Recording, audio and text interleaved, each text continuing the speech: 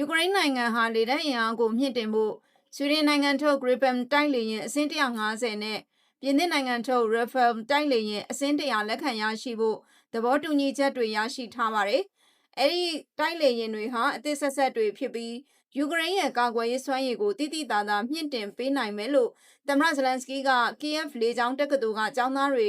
ဆရာတွေနဲ့တွေ့ဆုံချိန်ပြောကြားခဲ့ပါတယ်။ယူကရိန်းအစိုးရရဲ့ဦးစားပေးလုပ်ငန်းစဉ်တွေကတခုမှာကာကွယ်တပ်ဖွဲ့တွေရဲ့လေကြောင်းအင်အားကဏ္ဍကိုမြင့်တင်မှုဖြစ်တယ်လို့ဇလန်စကီးကပြောကြားခဲ့ပြီး၎င်းအနေနဲ့လေတပ်ကာကွယ်ရေးအဖွဲ့စစ်ဘက်ခေါင်းဆောင်တွေနဲ့အမြဲမပြတ်ဆက်သွယ်ဆောင်ရွက်နေတယ်လို့ဆိုပါတယ်။အခုလိုကြိုးပမ်းဆောင်ရွက်မှုတွေရဲ့ရလဒ်ကိုအချိန်ကြာလာတာနဲ့အမျှ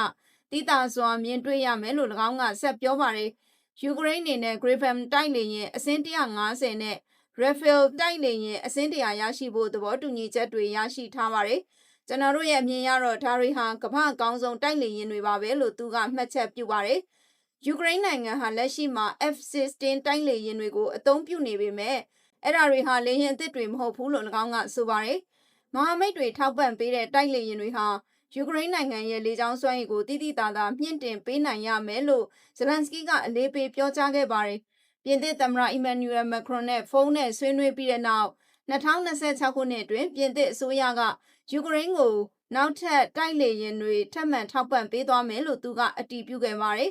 ။အစ္စရေးကသိမ်းပိုက်ထားတဲ့အနောက်ဘက်ကမ်းဒေသကိုနယ်မြေအဖြစ်သိမ်းယူမဲ့ပေါ်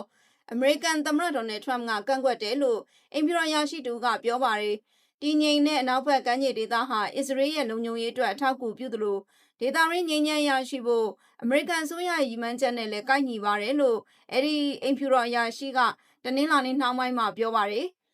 အစ္စရေးရဲ့လုပ်ရပ်ပေါ်အမေရိကန်ကသဘောမတူကြောင်းထုတ်ဖော်ပြောကြားတာဟာဥရောပနိုင်ငံတွေအစ္စလာမစ်ပူးပေါင်းဆောင်ရွက်ရေးအဖွဲ့ OIC နဲ့ကမ္ဘာတဝန်းရှိအခြားနိုင်ငံတွေရဲ့ဝေဖန်ကန့်ကွက်မှုတွေထွက်ပေါ်လာပြီးတဲ့နောက်ဖြစ်ပေါ်လာတာပါ။တူရကီ၊အီဂျစ်၊ဂျော်ဒန်၊အင်ဒိုနီးရှား၊ပါကစ္စတန်၊ကာတာ၊ဆော်ဒီအာရေဗျနဲ့အာရပ်စော်ဘွားများပြည်ထောင်စု UAE တို့ကနိုင်ငံခြားရေးဝန်ကြီးတွေသိမ်းပိုက်ခံနောက်ဘက်ကမ်းခြေဒေသမှာအစ္စရေးရဲ့လှုပ်ဆောင်ချက်တွေကိုပြင်းထန်စွာရှုံချခဲ့ပါတယ်။တူရကီနိုင်ငံခြားရေးဝန်ကြီးဌာနရဲ့တရားဝင် website မှာဖော်ပြထားတဲ့ထုတ်ပြန်ချက်အရ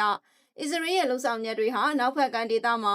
တရားဝင်အစ္စရေးအချုပ်အခြာအာဏာတက်ရောက်စေဖို့အခြေချနေထိုင်မှုတွေကိုခိုင်မာအောင်ပြုလုပ်ဖို့နဲ့စီမံခန့်ခွဲမှုဆိုင်ရာအခြေအနေသစ်တစ်ရပ်ကိုအတင်းအကျပ်ဖန်တီးဖို့ရည်ရွယ်ထားတယ်လို့ဖော်ပြပါတယ်။အဲဒီလုပ်ရက်တွေဟာတရားဝင်နယ်မြေသိမ်းယူဖို့ကြိုးပမ်းမှုနဲ့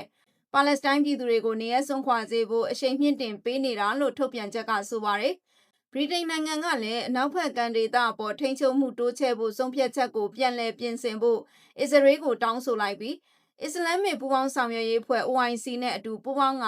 အစ္စရေးရဲ့လုပ်ရပ်ကိုဝေဖန်ခဲ့ပါတယ်။အရှေ့ဂျေရုဆလင်အပါအဝင်သိမ်းပိုက်ထားတဲ့ပါလက်စတိုင်းနယ်မြေတွေကိုဥပဒေကြောင်းအရအခြေအနေကိုပြောင်းလဲဖို့ရည်ရွယ်တဲ့အစ္စရေးရဲ့လှုပ်ဆောင်ချက်တွေကိုလုံးဝလက်မခံနိုင်ကြောင်း OIC ကထုတ်ဖော်ပြောခဲ့ပါတယ်။ဂျာမနီအပါအဝင်အခြားသောဥရောပအင်အားကြီးနိုင်ငံတွေကလည်းသိမ်းပိုက်ခံနောက်ဘက်ကမ်းခြေမှာ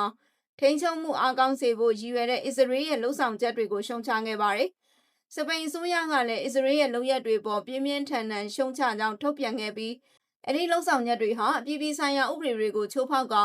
နောင်မှာပေါ်ထွန်းလာမဲ့ပါလက်စတိုင်းနိုင်ငံတော်တည်ရှိနိုင်ခြေကိုချိန်ချောက်နေတယ်လို့သတိပေးခဲ့ပါတယ်။